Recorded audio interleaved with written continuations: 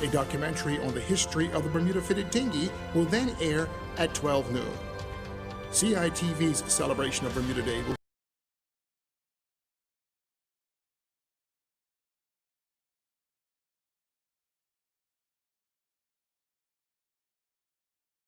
broadcast day can also be viewed again on Saturday, May 30th and on Sunday, May 31st. The schedule will be posted and on various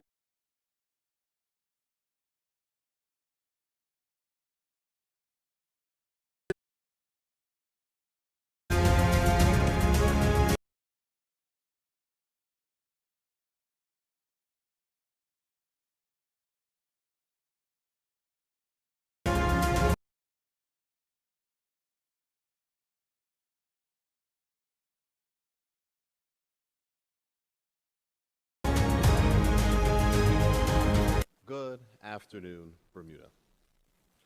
On the eve of the day in which we celebrate our heritage, our culture, and all things Bermudian, and a day when many of us would normally be locking in our parade spot and setting up our camps, we recognize that this will be a Bermuda Day unlike any other in our recent memory.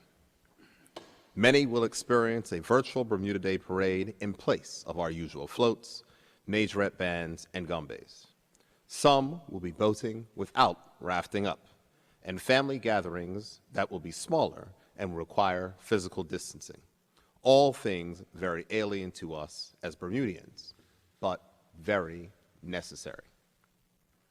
The announcement of more confirmed cases of the coronavirus over the past few days is a reminder that this virus is still a very real threat.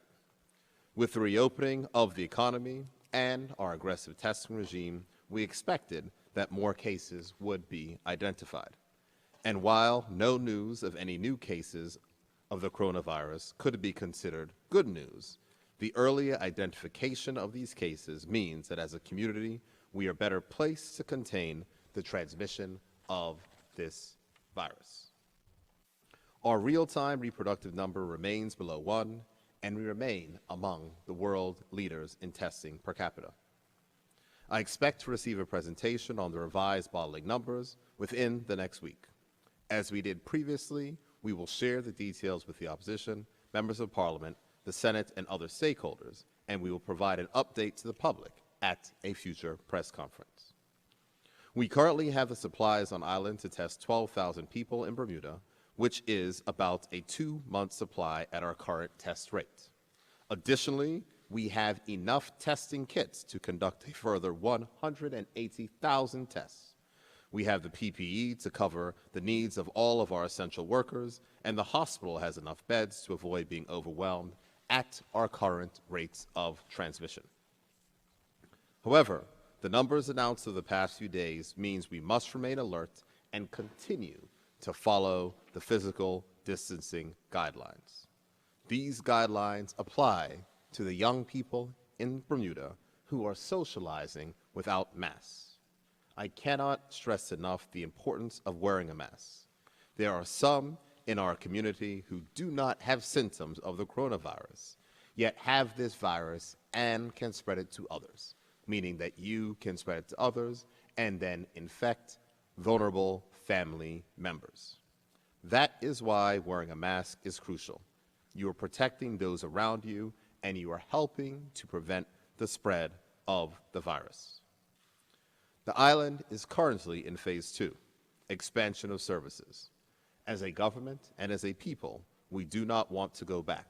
We want to continue progressing with the opening of our island, ensuring that more of our fellow Bermudians can get back to work to safely provide for their families. The Ministry of Health is continuing to monitor this pandemic closely and has developed a set of indicators so that we can judge how well our country is doing in all the metrics required to keep this virus at bay.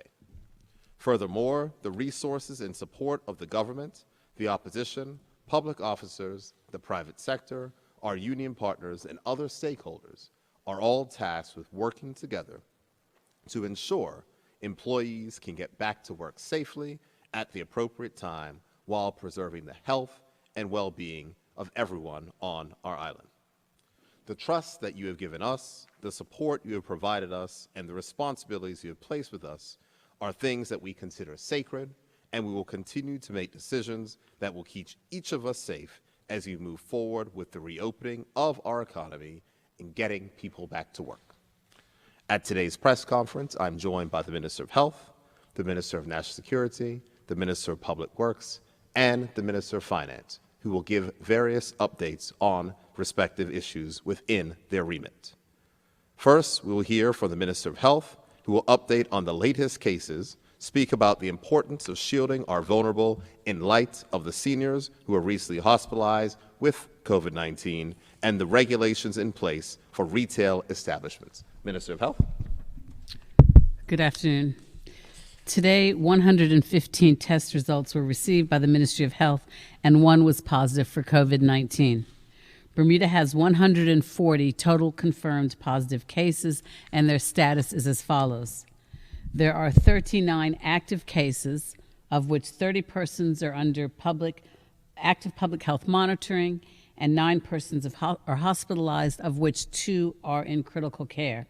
A total of 92 have now fully recovered, and the total deceased remains at 9. The average age of all of our confirmed positive cases is 61, and the age range of all of our positive cases is from 18 to 101 years. The average age of persons hospitalized is 76, and their age ranges from 66 to 91 years. The average age of all deceased cases is 74, and the age range is between 57 and 91 years. The source of all local cases is as follows. 41 are imported, 83 are local transmission with known contact, 10 are local transmission with an unknown contact, and 6 are under investigation. Bermuda's country status remains at local transmission with clusters of cases, and our real-time reproduction number is 0.83. While our transmission rate is very good right now, I want to remind the public that shielding seniors and persons who are clinically vulnerable remains extremely important. Some of the recent new cases that we have seen were due to insufficient shielding, indicating that everyone may not fully understand the principles of shielding.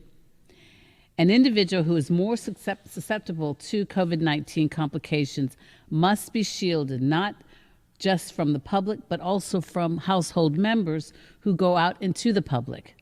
For instance, a family member who is a caregiver of a vulnerable person must take strict precautions when providing hands-on care to that shielded person if they themselves are going out and about and doing shopping, running errands, and even casually socializing with others outside of the household. Shielding means protecting the medically vulnerable persons from anyone who has outside of the home contact with others. So if you are taking care of someone who is shielded or simply wishing to visit or help them, remember that you are at risk. So take care and wear your mask, as well as to stay 6 feet apart when possible. And if you must do hands-on care, review the guidance for caregivers outlining the precautions that you must take. I'm extremely pleased to see that the Health IQ app is being used by more and more people.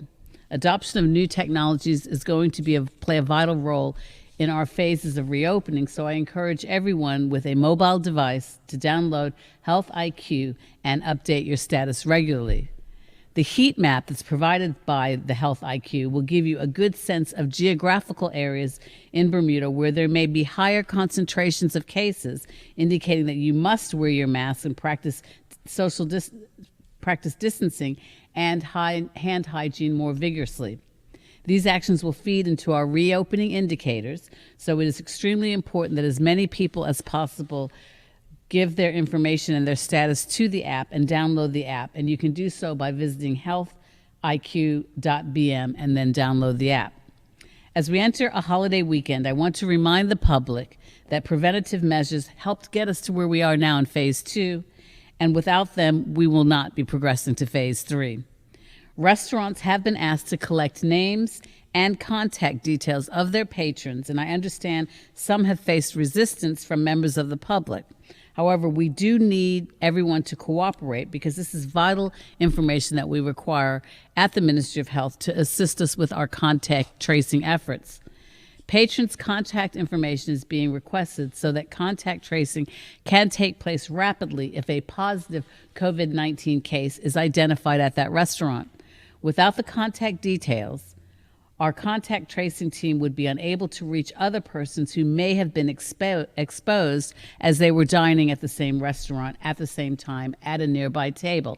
So this information is extremely important, and when the restaurants ask for your contact details, please oblige them because it will assist us at the ministry to deal appropriately with the contact tracing.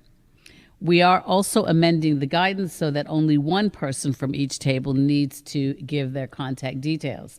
This will suffice for contact tracers in the event of an outbreak and should reduce the amount of information that needs to be collected. As of May 21st, retail stores which had previously operated under curbside and delivery-only service were able to open their doors to in-store customers, but only under certain conditions. These conditions are detailed in the Phase 2 retail directives that are published on the government website at coronavirus.gov.bm, and some of which I will share with you now. For in-store shopping, staff and customers must wear masks at all times, and physical distancing of at least 6 feet must be maintained during any time in which you are at queue or in the checkout.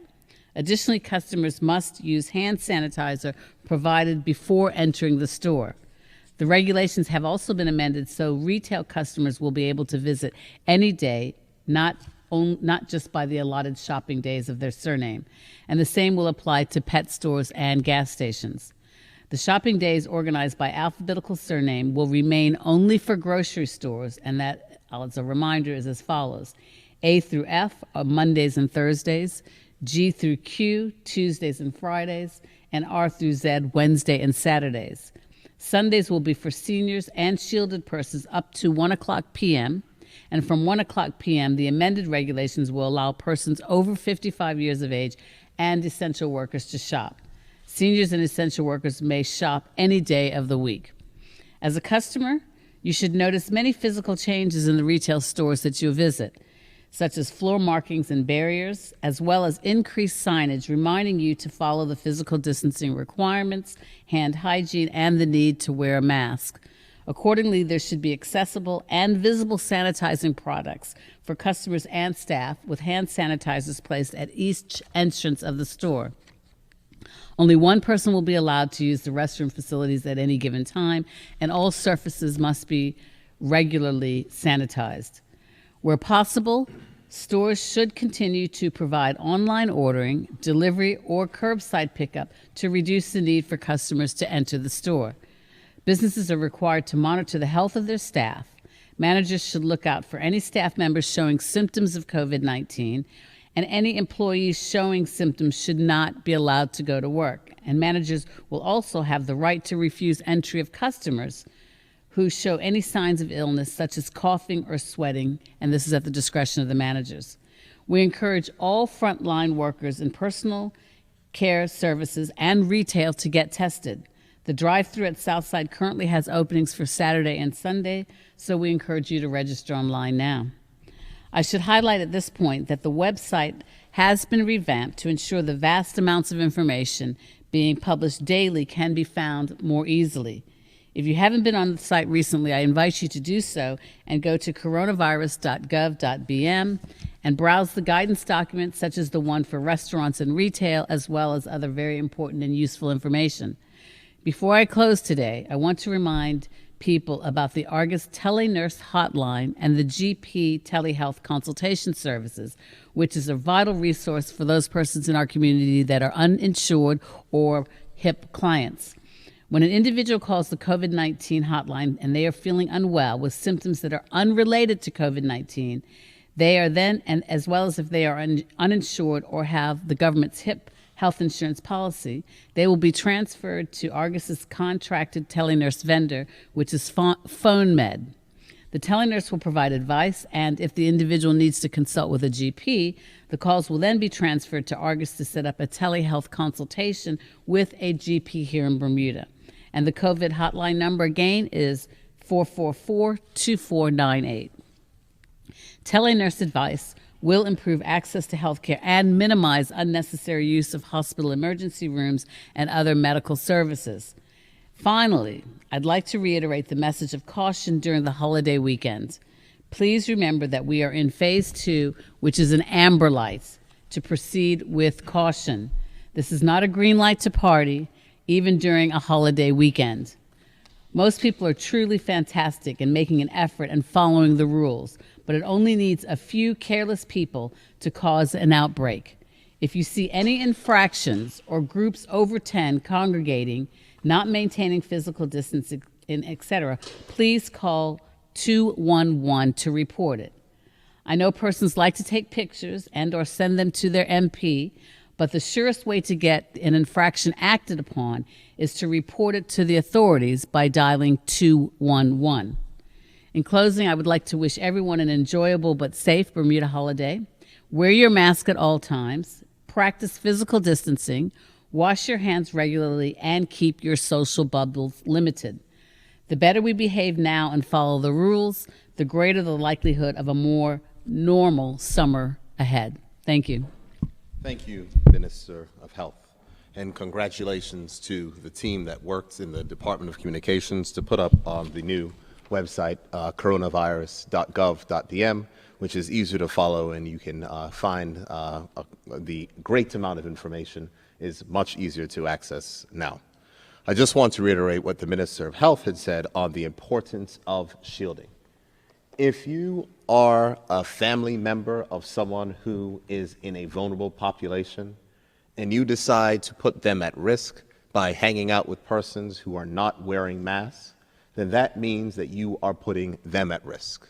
As has been stated, there has been recent hospitalizations of vulnerable persons, and that has come from the fact that family members, even though these persons are staying at home, that family members are bringing this virus into their homes. And I cannot stress enough that if you are out in public with people who are not wearing the mask, you are putting your family members at risk.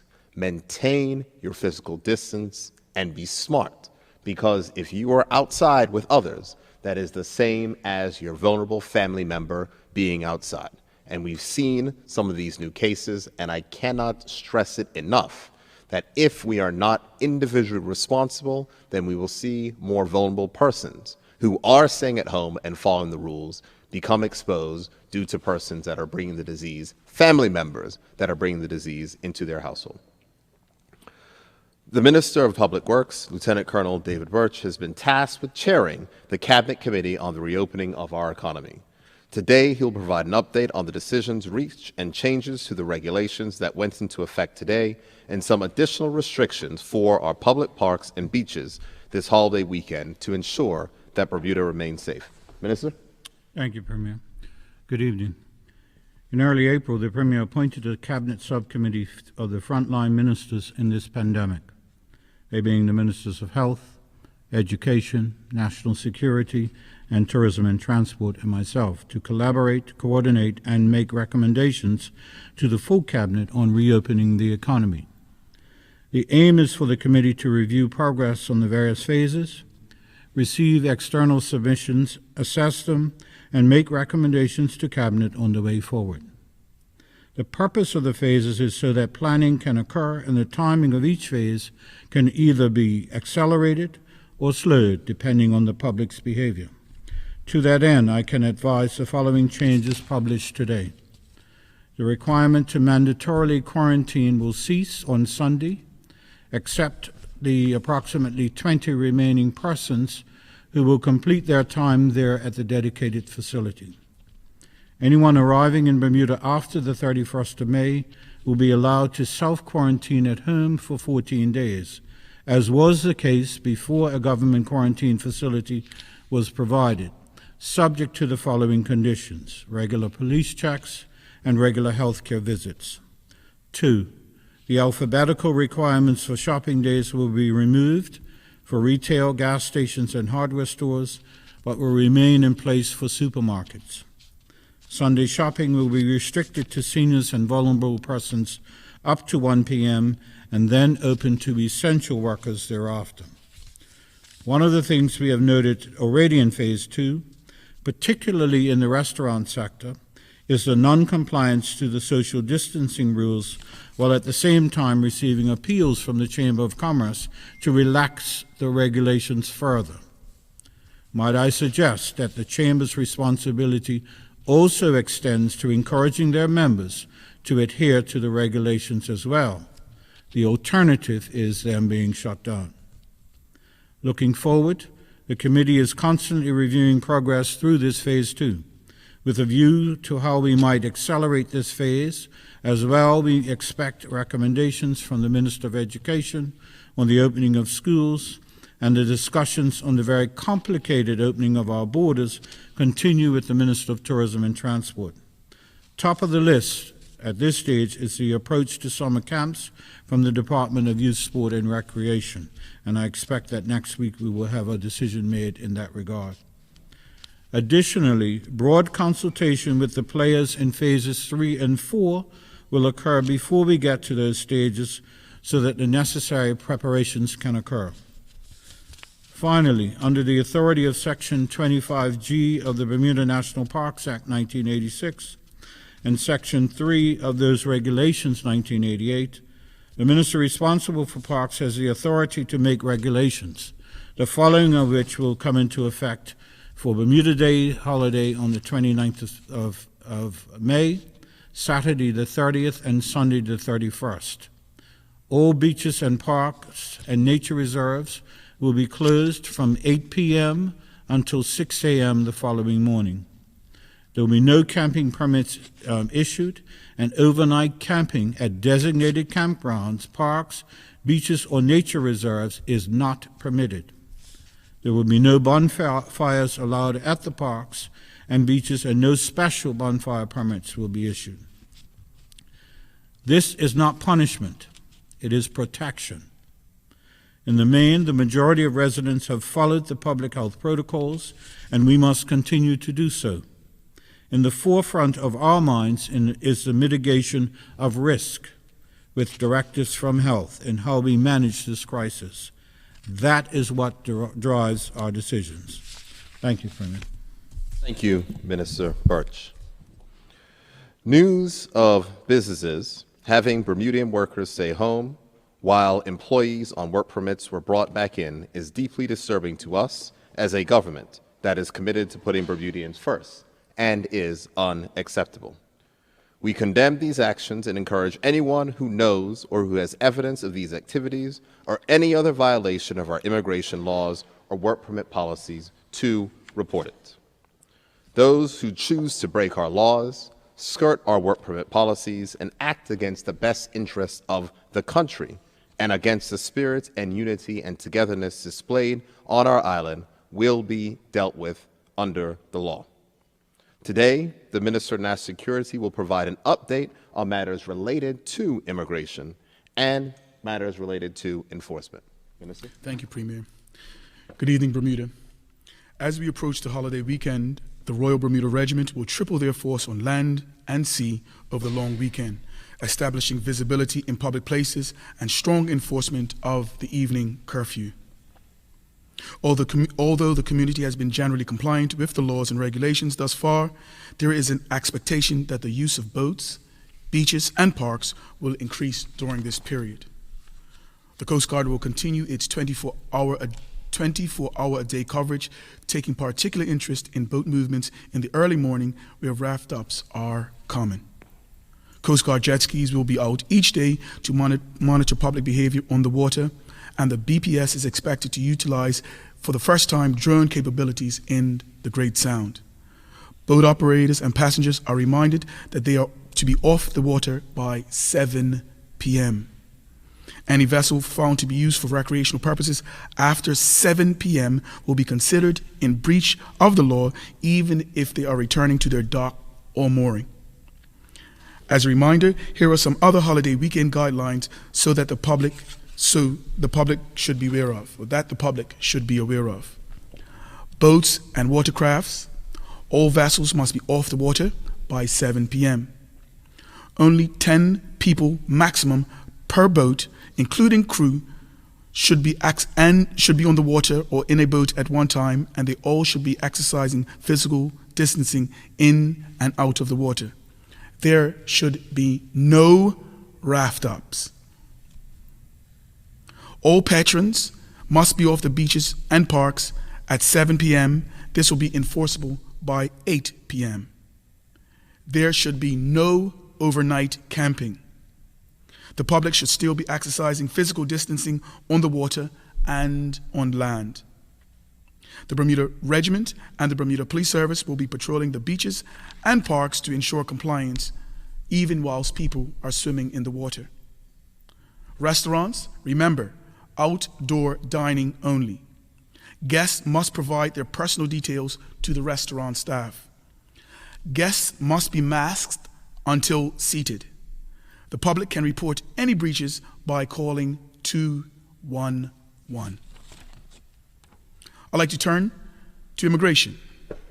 The Ministry of National Security has been flooded with questions surrounding immigration.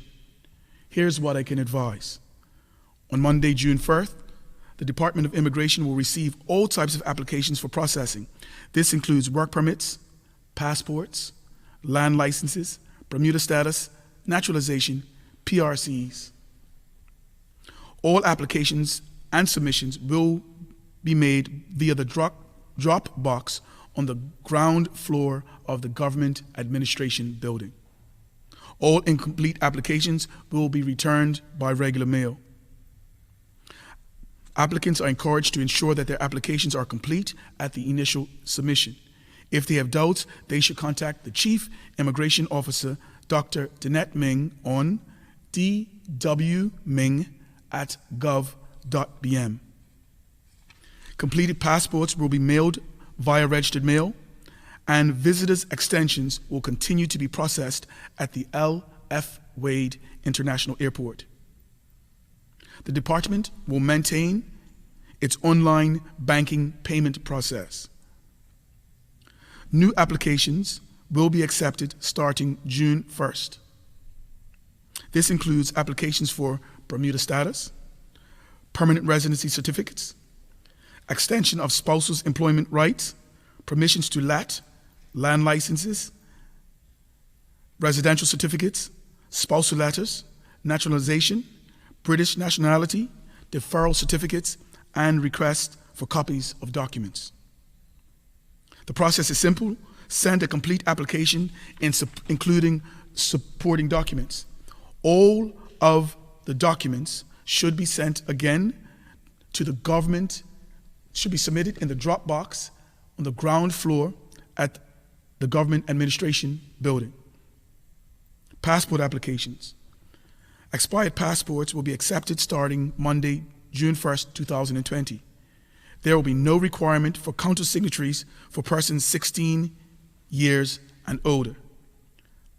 The passport process is as follows. Send a complete application, including documents. They must be put in the drop box on the ground floor of the Government Administration Building. Your application will be vetted for completeness. Applicants will be contacted and advised that when their application will be processed or information that remains outstanding. If no additional information is needed, applicants will be instructed to pay the online fee and submit the application via the drop box. If additional information is required, the applicant must satisfy this before resubmitting the application via the drop box.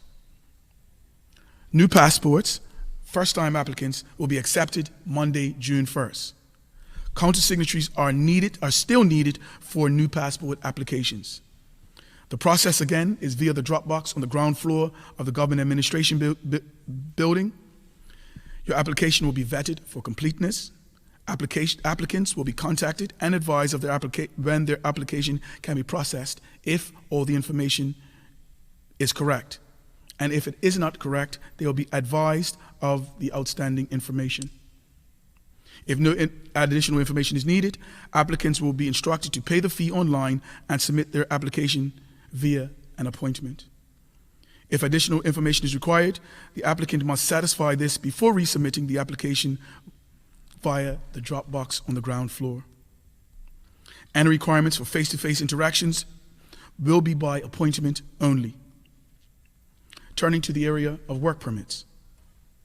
For work permits that will expire between June 1st, 2020 and September 1st, 2020, the work permit holders can continue to work without penalty or the need to appeal to the minister responsible for immigration. Lastly, while the government recognizes the significance and sensitivities associated with the topic of immigration, as a country, we are facing times of the likes we have never seen before. The COVID-19 pandemic has resulted in business and economic uncertainty and widespread unemployment globally. Consequently, here at home, we are progressing forward. We will need to review, reassess, and reevaluate our immigration policies, procedures, in order to adapt to these unprecedented times. More specifically, we will now closely be scrutinizing our work permit policy, as there are a significant amount of Bermudians who are unemployed. We must now look at closing certain categories. Quite frankly, permission to reside and seek employment is going to be assessed on a case-by-case basis. Employers and guest workers must understand that in this current climate, work permit approvals are not guaranteed. In instances where there are clearly opportunities for hiring Bermudians, work permits will be denied. As a result, in some of the cases, guest workers may need to leave the island if their work permit is not granted. We will make every attempt to balance the need for work permit holders who provide specialized services to remain in those roles. However, in these cases, local businesses must provide a training, development, and succession planning for Bermudians to take over those roles. Bermudians, we also have to take on responsibility. We must retrain where necessary, and we must be willing to work in areas of industry that we may not be used to. Ultimately, this government has a responsibility to ensure Bermudians have access to employment opportunities in their homeland. We've heard the heartache of people who have been left without work due to COVID-19. We've heard the devastating accounts of Bermudian families who during these economic times are desperately trying to make ends meet, who are desperately trying to pay their mortgages, their rent, and who have desperately been trying to put food on the table for their children. These are real accounts from real people who we know, our brothers, our sisters, our close family members, our neighbors, and our friends. So this government is urging our business partners, as they reopen, to consider hiring out-of-work Bermudians to provide a service in their establishment. If the Bermudian can do the job instead of the guest worker, then the Bermudian worker should take precedence. During this time of uncertainty, we must all do our part to help and support one another. And our businesses have a significant role to play ensuring that Bermudians are employed. Finally, the public is reminded that they can report any violation on the tip line at 296-5202. Thank you, Premier. Thank you, Minister. As Premier, I am confident that the Cabinet Committee, under the leadership of Colonel Birch, and comprising of the Ministers of Health, National Security, Tourism, Transport, and Education, I'm confident in their ability to contain the impact of COVID-19 on the health of our community while safely reopening our economy so that persons can get back to work and to provide for their families. I have now turned my attention to working closely with the Minister of Finance to stimulate and reimagine our economy. The Minister of Finance will now provide an update on matters related to the economy and others in the Ministry of Finance. Minister? Thank you, Premier. Good evening. I'm pleased to provide an update on three specific areas: the unemployment benefits, the Economic Advisory Committee, and the National Pension Scheme. This week, I authorized unemployment benefit payments to 7,780 people for a total of $9.2 million. We will now have paid benefits to over 9,000 people, at a total cost of approximately $32 million. We expect further payments to continue on a bi-weekly schedule, which means another payment in 2 weeks on Friday, June 12th. As mentioned earlier, we continue to make progress to resolve problem applications, and this week we paid 640 applicants for the first time. Last week, I advised that over 1,400 people had notified the Department of Workforce Development of their planned return to work.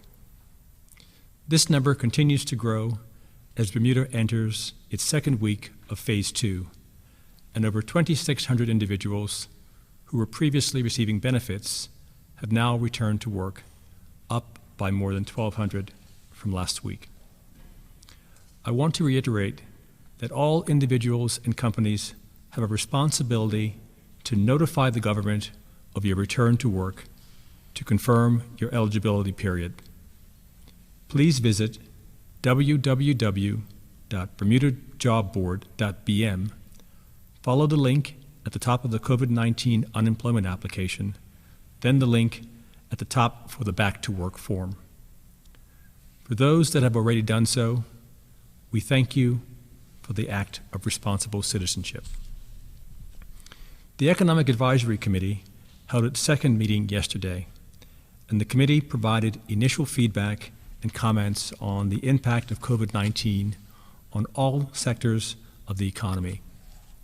The committee explored proposed ideas that we have received to date from some of these sectors.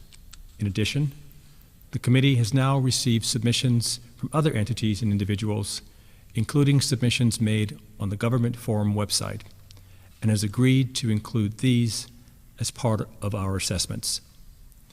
The committee will now be reviewing other possible quick win ideas which could benefit the community in the short term. The public would be aware that the government recently amended the National Pension Scheme Occupational Pensions Act of 1998 to permit eligible members of private occupational pension plans and local retirement products as appropriate, A, to make a voluntary withdrawal of up to $12,000, and B, to withdraw up to 25% of their pension account balances. I am pleased to advise that starting on Monday, June 1st, persons will be able to make applications for their funds. With respect to the $12,000 withdrawal, applicants must be under the normal retirement age of 65 and not already retired. This is a one-time withdrawal, and applications are to be made to the applicant's private pension plan administrators. There are no fees associated with making this application, and applicants should contact their administrators via phone or by email. This option has been put into place as part of the COVID-19 Economic Relief Program to assist persons negatively affected by this pandemic.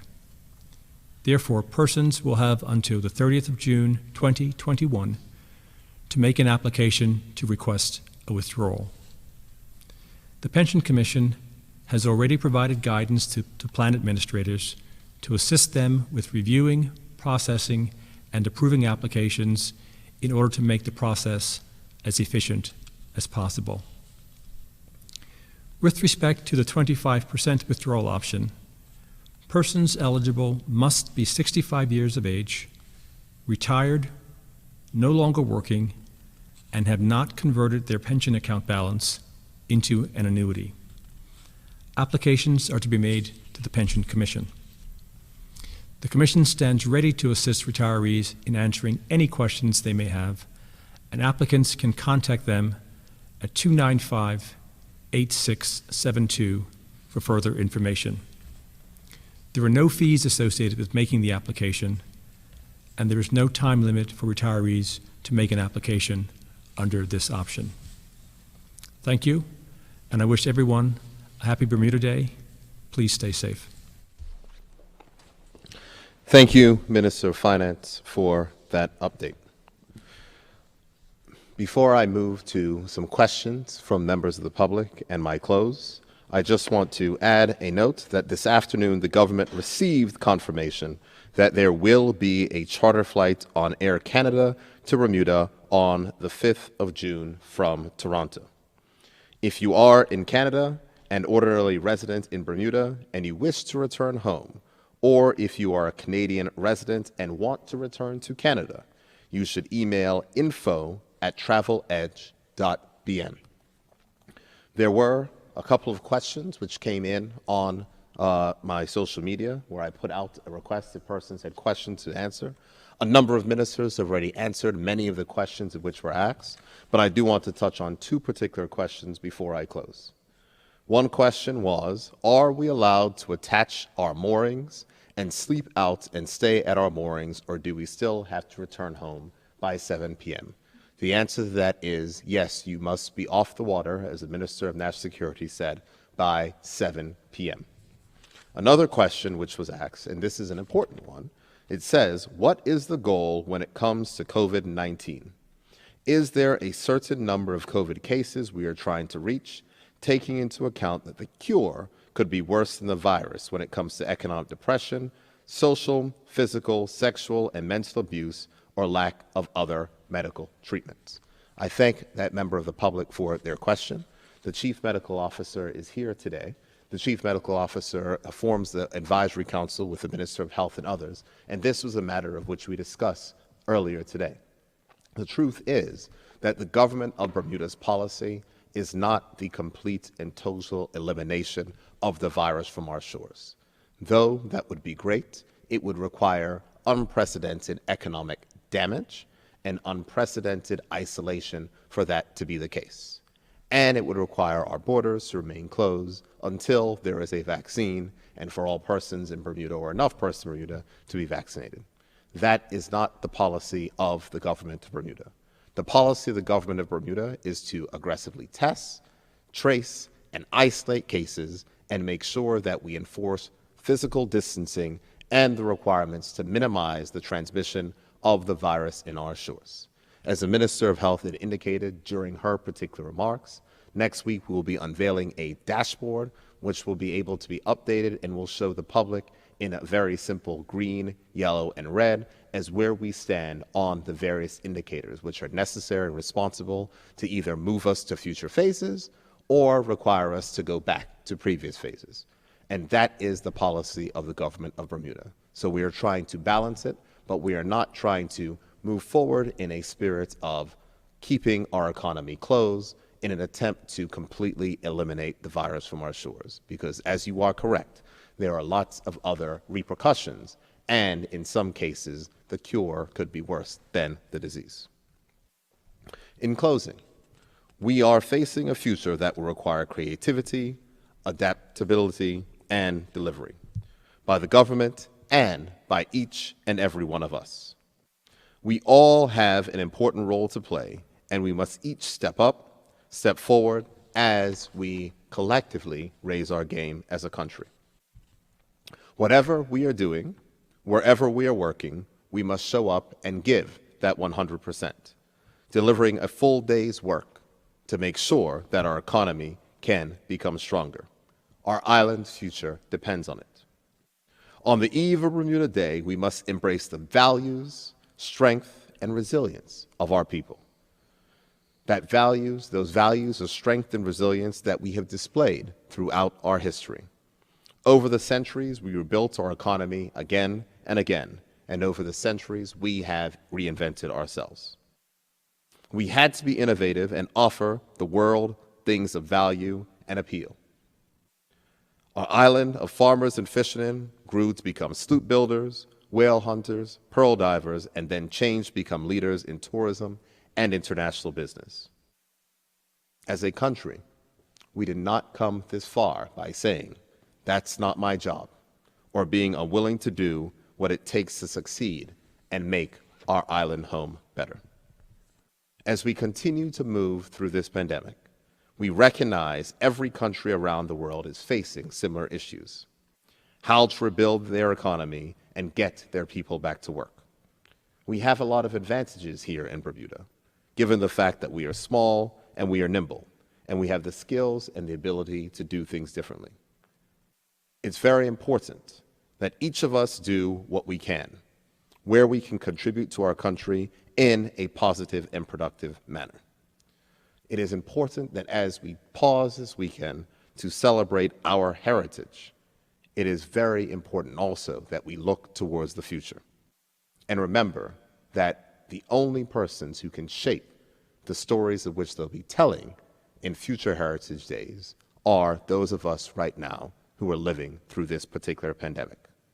Before I take questions, I wish to wish everyone a happy and safe Bermuda Day tomorrow. With that, pleased to take questions from members of the media. Good evening, Don Burgess, Bermuda Broadcasting. Mr. Premier, you just mentioned the Air Canada flight, and on the Air Canada website, they're offering weekly flights to Bermuda starting on Thursday, June 11th, and every Thursday after that. Has Air Canada been approved to fly to Bermuda? No airline has been regularly scheduled commercial traffic, of which that would be, has not been confirmed. So the simple answer to your question is no. There are other airlines who are also selling tickets. I mean, airlines are in the business to sell tickets. The Minister of Tourism and Transport is on the committee, which is led by Colonel Birch, and I think Colonel Birch has stated the approaches of which they're taking to moving towards regularly scheduled commercial traffic. Don't know if you wish to add anything, Colonel. Okay. Yeah, thank you.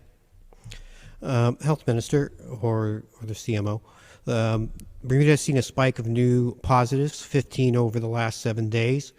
Do you find that this spike in cases is a lifting to some of the restrictions in recent weeks? Dr. People, do you want to?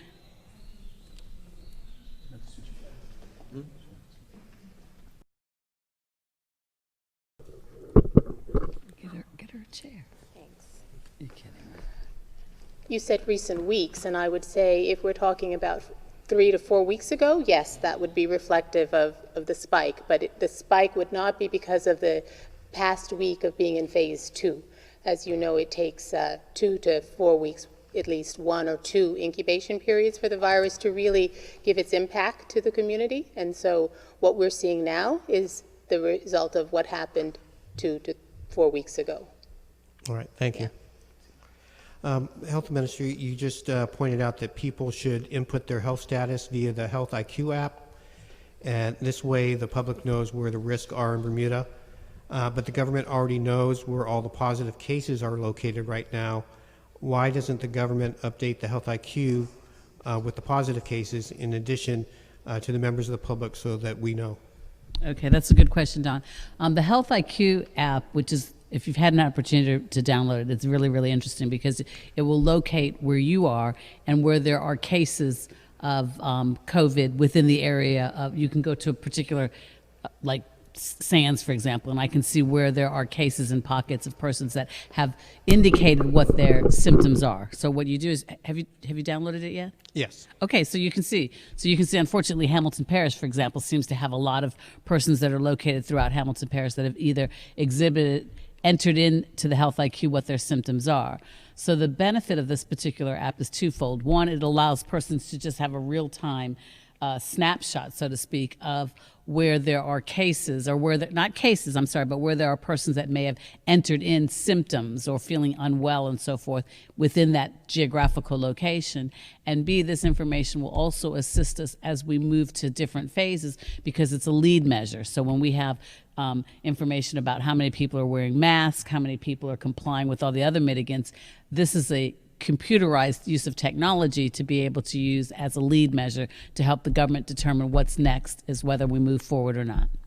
But for the public's benefit of knowing exactly where the cases have been, don't you think that it would help us to know that we can see, like, for example, of the 139 cases, maybe let's say 40 were in Hamilton Parish, to have that on as part of the app? I take your point. I'm not so sure that would probably work in the way that you think. And so far, I think that's kind of a simplistic view because many of the cases, as we've said, are local transmission. That transmission could have taken place at a place of employment where someone lives in Hamilton Parish, but they're employed in town, for example. So I'm not sure it would gather the information that you are suggesting.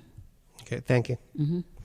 Some countries around the world have done a better job of tackling the virus than Bermuda. Some have had infections 10 times greater than Bermuda and have brought their infections to zero, close to zero. Of course, there are other countries that have done much worse than we have. Why do you think our recovery rate is so much slower here than in more successful countries? Well, I'll leave that to Dr. People to answer, but you're assuming that the information that we see on the websites about certain countries is accurate. Some countries may have various reasons as to why they're displaying certain positive attributes with respect to their success rates and the like. But in any event, I think I'll yield to Dr. Peekbo, but obviously you can't necessarily believe everything you read. If you will. I think there are some statements there that I'm not certain I necessarily agree with. There, as the minister is saying, there are differences in the level of transparency between countries. And so we have to first ask ourselves, is the information that we're getting from every country as transparent as it is in Bermuda? We are giving information as it comes in. I can say also Bermuda is in a situation of increasing our testing capacity, scaling it up very aggressively. And as a result, the more people you test, the more positives you will ultimately get. And I think that what we have seen as we've been doing surveillance and testing people who don't have symptoms, that the numbers of positives has not been exceptional, nor has the recovery rate been fared poorly compared to other countries. I think if you look at the numbers, we've had 140 cases.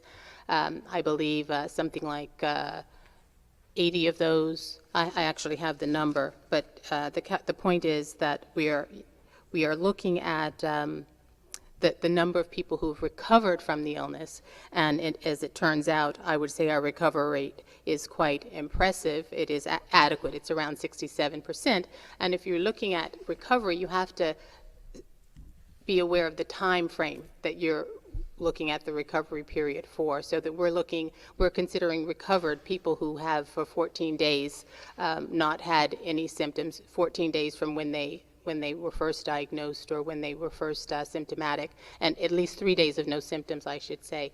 And so recovery takes time, and a recovery rate currently of about 67% I don't find exceptional, but I do hesitate to make comparison between one country and another, because there is quite a bit of tragedy everywhere, and I think getting into comparisons is somewhat inappropriate in the setting of this crisis. But in Bermuda, I feel that we have, in fact, had a comparable recovery rate. So I wouldn't say that we are doing poorly. I would say that our situation is comparable to others, and we're doing quite a lot of testing, so we can expect to get quite a lot of cases over time. All right. Thank you. My final question. We asked on Monday about why we don't have an ECMO machine in Bermuda. We referred to BHB, and they told us they do not have them. These machines provide critical care when ventilator support fails COVID-19 ICU patients. Why has Bermuda not invested in any ECMO machines? For those who don't know, ECMO is an acronym for extracorporeal membrane oxygenator. And this is really just an apparatus that will bypass a poorly functioning heart and lung. And my understanding is that in a population this size, the number of individuals with critical care needs would not support the use of a machine or bringing one in for just Bermuda. There is an issue of proficiency as well, so that if you have an apparatus, if you have a procedure that's used on a small number of individuals, it is difficult to maintain proficiency. And I believe the hospital has made the decision that the need for such an apparatus at this point does not justify the risk of having it sit unused and people's proficiency lapsing. So I think more specifically why they have not aggressively sought to import one is a hospital question, and they might give more details than I can offer. But it is a risk to benefit assessment that has been done up until now, has not made it a high priority. Thank you very much. It's important to note, as this was something that was discussed in a meeting earlier today with the hospital as well. The fact is that though we've unfortunately had persons who had passed away from this disease, none of those patients that have passed away would have been benefited from treatment from the ECMO. Appreciate that. Thank you. Good evening, everyone. Maya Placer here for Media Maya. My first question goes to Minister Keynes.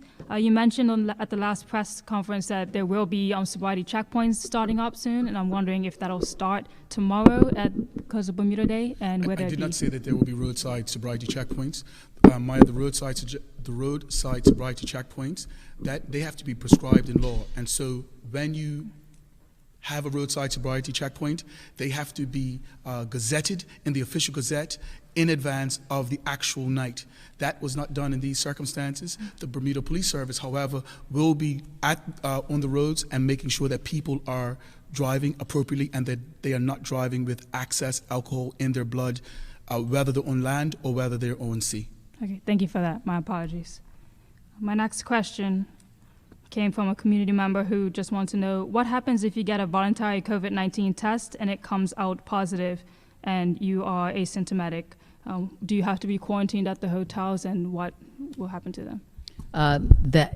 That's a very good question. If you receive a COVID-19 test and it is positive, yes, you will be required to quarantine, but you'll recall we announced a few moments ago, and Minister Birch also confirmed that the quarantine facility, the mandatory quarantine facility, actually will be closing down.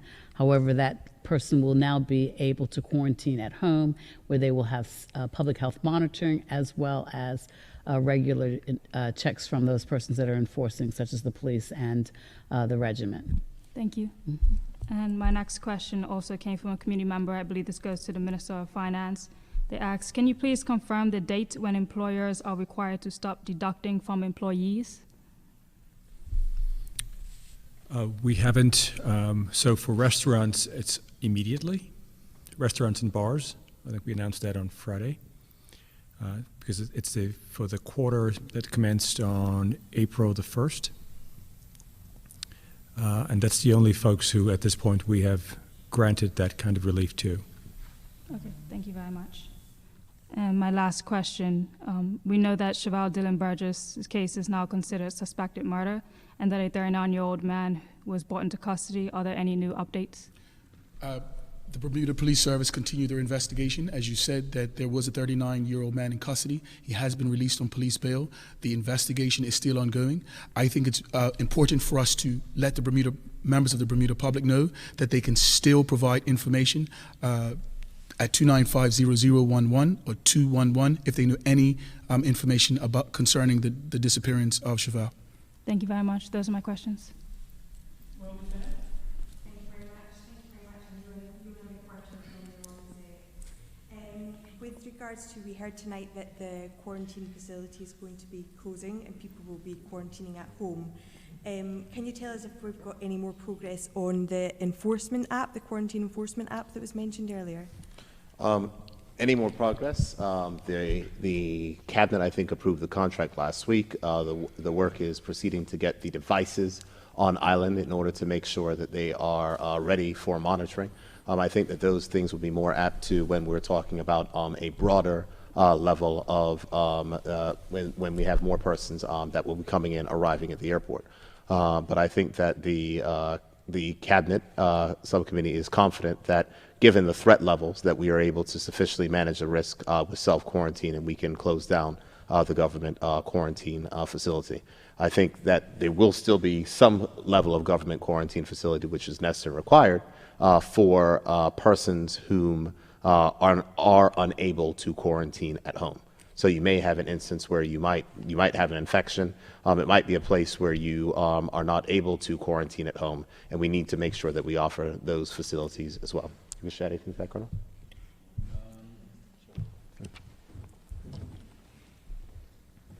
I would like to remind that we are going back to a position that we had prior to establishing the government quarantine facility. And Health have reported that during that time, very few people actually broke the rules. And once those that had broken the rules, in the main, they found them not staying at the home where they had indicated, but staying at granny's. So they still were quarantined and just went to more comfortable accommodation. So we feel confident that people understand the risk and are going to adhere to the requirements. And the oversight and coverage of checking on them is sufficient for them to do so. And then certainly as soon as the vans arrive, then we will utilize that technology as well to assist us in monitoring. Appreciate that. Thank you very much. We've heard tonight about the Health IQ app. Do we have any figures on how many people have so far been using that? And I wondered whether or not we can draw from that, I guess, the extent to which people might take up the opportunity to use a tracing app which might come in the future. Thank you for that question. I do not have the numbers, but I know at last check, I don't have the information. At last check, it was several thousand. I don't have the number with me, I'm afraid. Sorry. No problem. Thank you, anyway. If I may, just to add to the Minister of Health, luckily for me, I was tagged in a tweet from the Health IQ app yesterday, and they celebrated 5,000 submissions. So I think that was it. I managed to retweet it. But I want more persons to go ahead and make sure they go ahead and submit that information online, certainly. But I think that the number is exceeding 5,000, and we want more persons to download the app and to go to the website healthiq.bm to go ahead and submit their information. I've certainly gone on there to submit mine, updated the ones for my family. I would encourage all Bermudians to do the same. Thank you very much. We're seeing on some of the social media apps today that the Southside drive-through facility is out of antibody tests. Is that the case? And I guess when are we going to be getting more in? And are people being made aware of that before they turn up? I don't know if people are being made aware of it before they turn up, but it is correct that the Southside facility is out of antibody tests. 1,500 were ordered. They were voluntary. Remember, they were not required.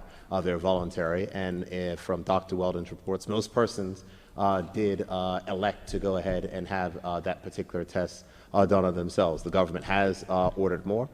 They will be arriving shortly, and then we will recommence that particular testing. But I think that it's important that we recognize, and as has been stated before, that the antibody test is not being done by its own. No individual was ever able to get an antibody test by themselves. It was done in conjunction with the real-time PCR test, which is the nasal pharyngeal swab, as that is the gold standard to ensure and to report a current infection. The antibody tests are better to know if there has been a antibody response in the body in the past, but we want to make sure, and our testing is to diagnose active infections, and that's the reason why persons can't get antibody tests by themselves. Surely, when the more antibody tests arrive, they will be deployed, and I'm certain that persons will be informed of that. I appreciate that. Thank you very much. Minister of Finance, has there been any consideration given either to extending the 12-week maximum for the unemployment benefit scheme, or perhaps to putting something in place for maybe guest workers that will be unable to leave the island if and when that period comes to an end? We still have about 4 weeks left on the program from its initial 12-week phase. We'll have to give consideration to whether or not we want to extend the program beyond the original end date in June. Understood. Thank you. And is there any further update you can give us with regards to negotiations with union representatives, public sector workers? We've received a response from the unions, and we are in the process of preparing a reply to their response. I appreciate that. And with regards to the removal of the surnames for the retailers, can you tell me when that information was made available to the retailers? I believe there were some today that were turning away customers because they didn't realise that that restriction had been lifted. Happy to share that. I know that I had emailed the information to the the CEO of the Chamber of Commerce last evening. It was something that was released in an unconventional fashion. We had wanted to get the regulations done last night and published last night. Unfortunately, they were not done and published until this morning. However, there are a number of various retail establishments that had contacted us. We knew that that change was made on and decided at Cabinet on Tuesday. We weren't able to get the regulations out on Wednesday, and I just wanted to make sure that members of the public could be made aware of it, so I did put it out on my social media. Most most stores were very happy. A large majority of those stores received shoppers, and I did receive an immediate response from members of the Chamber of Commerce and other retailers thanking the government for that decision. But it just shows that the government will listen to the decisions, and the committee, which is led by Colonel Birch, is going to take all those considerations in action under advisement and make the changes which are necessary, which are going to keep the country safe. So yes, the first place that people would have heard about it was on my Twitter account, but it was also simultaneously shared with members of the chamber and others. But there were persons who were aware of that before, because there's been a number, and if I look at all the questions which came online and others, there's been a number of retailers that asked for that particular change. It wasn't done initially, as we wanted to make sure that it wouldn't create issues for retail. After we saw after the first week that it certainly created less issue, and now that has been removed. Super. Thank you very much. Thank you all, and happy Bermuda Day to everybody when it comes. Good evening. Minister of Finance, as we are aware that BEDC has offered small packages, financial packages to small business owners. Is your office going to offer some type of assistance to restaurant owners on Front Street that rely on tourists and doesn't see that happening, and they are suffering and they are needing assistance? Is there any consideration for these owners, business owners? Trevor, last week, Friday, in the House of Assembly, I believe I announced that we were offering relief to the restaurant and bar sectors in the form of payroll tax relief from both the employer and the employee for the quarter started April 1. I was also advised that we will take a look at this on a quarter-by-quarter basis. I think I've mentioned before that we are expecting a significant reduction in projected government revenue and a significant increase in unbudgeted expenditures, and so I have to be very wise in terms of the concessions or relief that I grant, and have to look at it on a case-by-case basis over periods of time. So they would have to make an application to you to talk directly to you then? Well, I wouldn't if say they want to go a little further. Application. I would say that we maintain a regular dialogue with various stakeholder groups, including the Chamber of Commerce Restaurant Division. Teresa Chatfield sits on the Economic Advisory Committee. Those of you who know Teresa, she's not a very shrinking violet or shy type, and she is a very strong advocate for the restaurant and bar sector and hospitality sector, more broadly speaking. So we will assess the situation as it develops and make the right decisions at the right time. Thank you. My next question is also for you. With the quarantine facilities shutting down, what has it cost the taxpayers of the government for these facilities, the hotel facilities at that? I think the best person to answer that question would be the gentleman to my right. I'll be sharing with the Premier and the Cabinet on this Tuesday an amalgamation of all the expenses. I would like to share it with my colleagues first before we discuss it publicly. Thank you, sir. I'm not sure who can answer this, but I have some queries from laundromat owners that are really, they're saying between Monday and Wednesday, it's very slow at the laundromats. They would be, if the government can consider giving them from Wednesday to Sunday, where the bulk of their clients are weekends, can some consideration be offered for laundromat owners in this regard? Let me add, here's what I'll say. Go on, Colonel. As we did had a request from laundromats until you just ushered it. Sorry? And we've not had a request from laundromats until you just uttered those words. Okay. And so if they make the proper outreach, we'll certainly consider it. Okay, I just gave the question, so can you we'll leave it like that. I think, Trevor, the moral in that story is for your readers is that they're welcome to contact the government directly and to reach out on these particular topics. And they are welcome to email my email address at premier@gov.pm. receive a number of particular queries, whether it be from retailers or others, and those are appropriately routed to the various ministers, and they will go to the Minister of Public Works' Cabinet Committee to consider any particular changes. And he will coordinate with the Minister of National Security, Health, and others to see and make that recommendation. So I would strongly encourage persons to go ahead and use the official avenues for communication with the government. Thank you, Premier. One more question for you, Premier. With the temperature warming up and the humidity getting higher, there are a great concern of Bermudians that are having issues with the masks and having trouble breathing. How long do you think this, how long will we be having to use these masks? And that's a question that was asked for me to ask you. I may defer to the Chief Medical Officer. Well, I'd have to speculate. It really is about understanding the transmission of the virus, and that is that as long as it is circulating and people are able to spread it person to person, we would need to do everything possible to reduce the chance of that happening. So that's what the masks do. Granted, it becomes a real comfort issue in the warmer weather. People will have to do their best to primarily maintain physical distance. I think that is probably the most effective way of making sure there isn't spread, and avoiding crowds and small enclosed spaces, and certainly shielding those who are most vulnerable. But the masks, I believe, are here to stay for a while until the virus stops circulating, and I couldn't predict when that's going to be, but I certainly am as hopeful as everyone that it will be soon, so that the comfort issues can be dealt with. But at the moment, stopping the transmission is so much more important than personal comfort, that we are all having to sacrifice that little bit to protect each other. Good stuff. One more question for you. As we see in other places around the world, we got a new wave of this virus.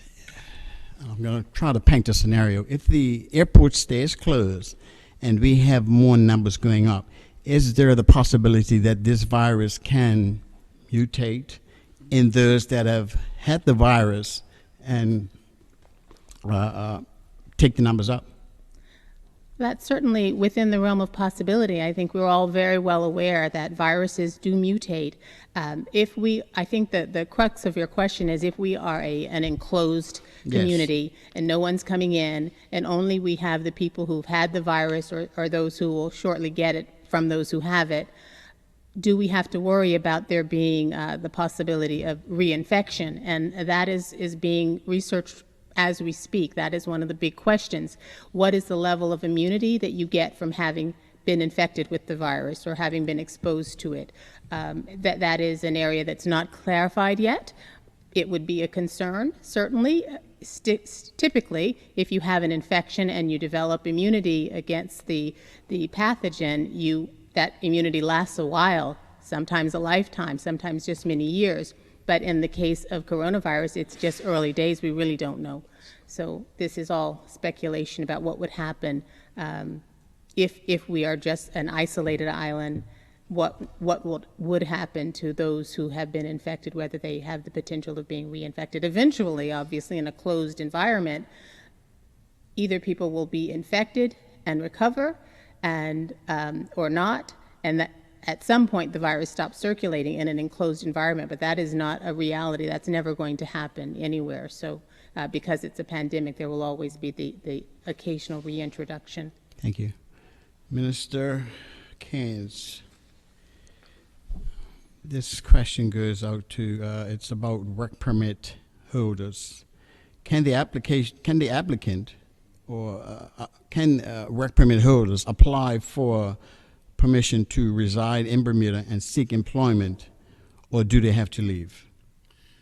And a follow-up to that question, if they haven't been working, their contracts run out and they don't have the finances, do they have to leave, and how would they be able to leave? Firstly, I want to put in context, because I do not want to set the stage for this to morph into where we are trying to get expatriates to leave our country, and it turns into xenophobia. So I don't want us to give the misgiving with that sort of a question respectfully, that we will be forcing anyone to leave Bermuda. We have the opportunity to look at each request on a case-by-case basis.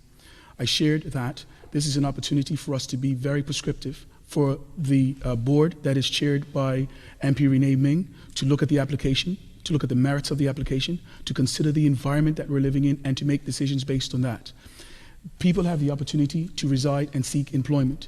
You heard from the Minister of Finance, and he shared that over $32 million has been paid in employment benefit. I have been informed that over 2,000 of those people, of the people receiving the unemployment benefit, have been guest workers. If a person is out of work, they are unable to support themselves, the employment benefit is not a reservoir of money forever. We have to make some decisions, and some of the decisions that we have to make in the Department of National Security, especially the in the Department of Immigration, are difficult decisions. When a person is seeking, looking to reside and seek employment, we have to look at the facts surrounding that. There might be an opportunity if a person their employment has been terminated in one part. Well, we have to look at all at the circumstances surrounding that. One of the options is that the person might not be given the opportunity to get permission to reside and seek, and they would be asked to wind up their business affairs and leave the island when the airport opens and people are available.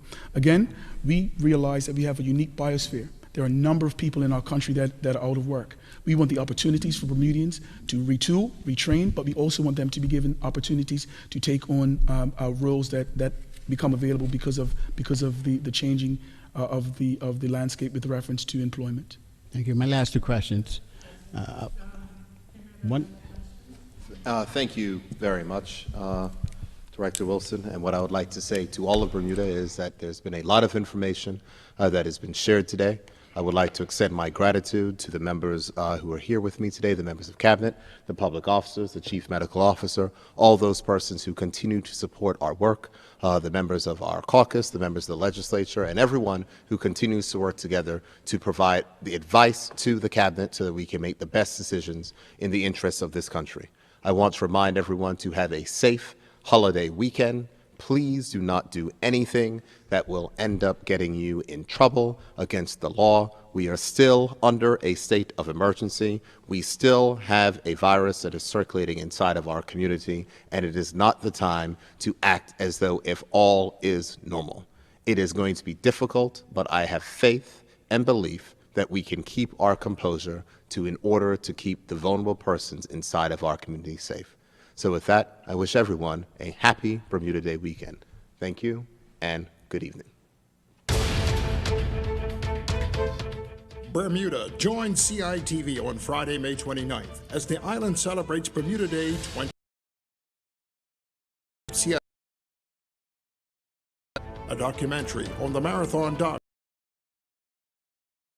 and winners. This will be followed at 9 a.m. by 2004.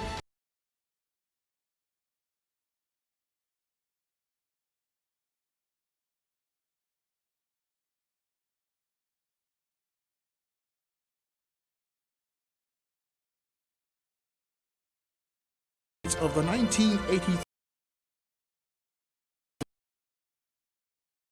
These historic programs will be repeated in the evening as well.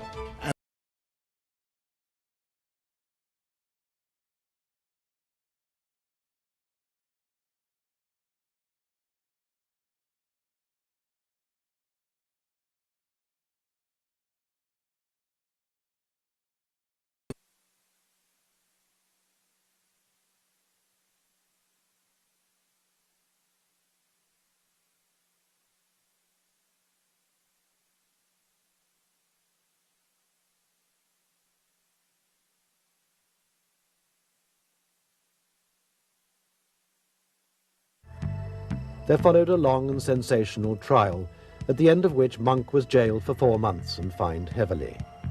Eventually he moved back to the United States.